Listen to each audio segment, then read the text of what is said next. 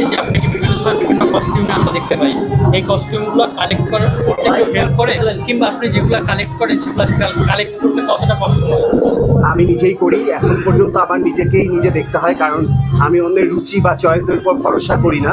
সেক্ষেত্রে আমি আমাকে কিভাবে সাজাবো বা কী করবো বা আজকে আমি কিভাবে আপনাদের সামনে হাজির হব, পুরোটাই আমি আমার দায়িত্ব রেখে বা আমার রুচিবোধের জায়গা থেকে আমি তৈরি হয়ে আসি। ভাই সামনে কুরবানির ঈদ নিয়ে আসলে পরিকল্পনাটা কি? কোরবানিদের নিয়ে পরিকল্পনা একান্তই কোরবানি দেয়া, চারপাশে সবাই যেন কোরবানিটা সুস্থভাবে দেয় এবং সঠিকভাবে দেয় সেটা দেখা। আপু নেই যেহেতু, বাসায় একটু ঈদগুলো এখন অন্যরকম। আর বাকি সবার ঈদের উৎসব বা ঈদের যা যা কিছু সবাই সুস্থ স্বাভাবিকভাবে, নতুন সরকার এসছে, যদিও এখন ওয়েদারটা খুব গরম, তারপর আমি আশা করবো সবাই খুব সুন্দরভাবে ঠিকঠাকভাবে ঈদ পালন করবে। ভাইয়া একটু যদি জানতে চাই, ছোটবেলায় গরুর সাথে কোনো মজার স্মৃতি রয়েছে কিনা? আমার গরুর সাথে আমি জীবনে কখনো হাটেও যাইনি। আমার ছোট ভাই যায়, ও খুব হাট পাগল এবং গরু পাগল, বাট আমি কখনো যাইনি এবং আমার হাটের বা গরুর সাথে কোনো মজার এক্সপিরিয়েন্স নাই। মানে এই গরুকে আসলে ভয় পাওয়ার কারণটা কি? ভয় পাওয়ার কিছু নাই।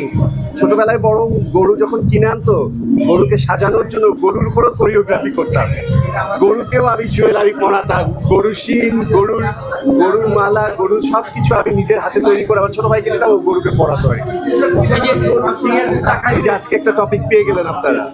গরুর সিংহের গুঁতা খাইছেন কখনো? না, সে ধরনের শিখের কুতা টুতা এগুলো খাওয়া হয়নি। ভাইয়া একটু যদি জানতে চাই, আসলে কুরবানির পরে তো আসলে আমরা প্রত্যেকেই গরুর মাংসটা একটু বেশি খাওয়া হয়, মানে অনেক দিন ধরে খাওয়া হয়, সেক্ষেত্রে ওয়েট বাড়ার একটা প্রবণতা থাকে, সেক্ষেত্রে আসলে ডায়েটটা তখন কীভাবে মেনটেন করে? না, আসলে আমি এমনভাবেই সব কিছু মেনটেন করি বা সব কিছু এত লিমিটের মধ্যে করি।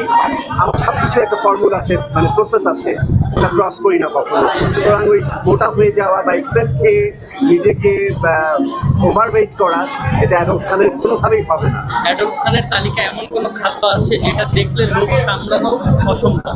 চটপটি। চটপটি কিন্তু